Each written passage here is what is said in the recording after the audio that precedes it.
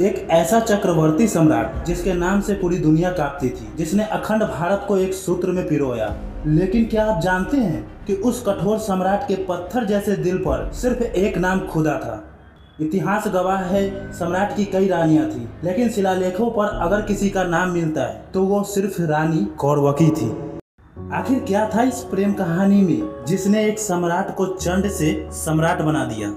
इस कहानी की शुरुआत मगध के राजमहल से होती है, जहां पर षड्यंत्रों का जाल बिछा था। राजकुमार सुसीम के गलत आरोपों और आचार्य चाणक्य की हत्या का सच सामने आने पर अशोक का क्रोध ज्वालामुखी बन गया। उन्होंने सुसीम पर तलवार चला दी, जिसके कारण सम्राट बिंदुसार ने उन्हें मगध से निष्कासित कर दिया। राजकुमार अशोक को मगध राज से निर्वासित कर दिया गया है। रिश्तों की सारी डोर उठ चुकी थी और अशोक अब एक भटकते हुए राही थे।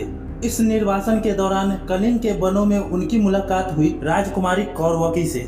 कौरवकी, जो मगध के सबसे बड़े शत्रु राज्य कलिंग की राजकुमारी थी, उस वक्त एक गुप्त मिशन पर साधारण भेष में थी। वो यहीं से शुरू हुआ वो जो दो दुश्मनों को एक करने वाला था। लेकिन अशोक को अपनी पहचान छुपानी पड़ी। वो अपनी माता के साथ उज्जैन में कई वर्षों तक गुमनामी की जीवन बिताते रहे, जहाँ किसी को कानों कान खबर नहीं था कि ये मगध का खोया हुआ राजकुमार है। बचपन का वो वादा कौरवकी भूली नहीं थी। वो अशोक को ढूंढते हुए उज्जैन से राजगीर तक पहुंच गई थी। किस्मत का खेल तो देखिए, जब बिंदुसार ने अशोक को वापस बुलाया तब भी टूटते हुए दिल के साथ अशोक महल नहीं गए और फिर वनों की ओर निकल पड़े। वहीं उनकी दोबारा मुलाकात कौरवकी से हुई। हालांकि अशोक ने पहचान छुपाकर नाटक किया ताकि कौरवकी सुरक्षित रहे, लेकिन प्रेम की नजरों से सच कहाँ छुप पाता है। कौरवकी के पिता जगन्नाथ इस मिलन के खिलाफ थे, लेकिन इस प्रेम ने अशोक के भीतर के चंड को फिर से एक सम्राट में बदल दिया। इस प्रेम की गहराई का अंदाजा इसी बात से लगाया जा सकता है कि आज हजारों साल बाद भी प्रयाग के स्तंभ लेख पर सिर्फ रानी कौरवकी का नाम मिलता है। ये एक सम्राट का अपनी या प्रिय प्रेमी को दिया गया सबसे बड़ा सम्मान था।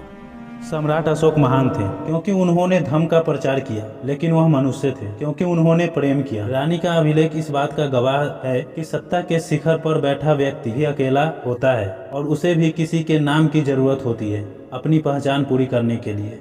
लेकिन दोस्तों, क्या आप जानते हैं कि अशोक की एक और रानी थी, तिष्यक्षिता, जिसने नफरत के आकार अशोक के सबसे प्रिय बोधि वृक्ष को ही जहर दे दिया था। अगर आप उस खतरनाक रानी और अशोक सम्राट के बीच के युद्ध की कहानी जानना चाहते हैं तो कमेंट में लिखें अशोक पार्ट 2। और हाँ, आपको क्या लगता है, क्या अशोक ने सच में प्रेम के लिए युद्ध त्यागा था या सिर्फ एक राजनीति थी? अपनी राय नीचे कमेंट में जरूर बताएं।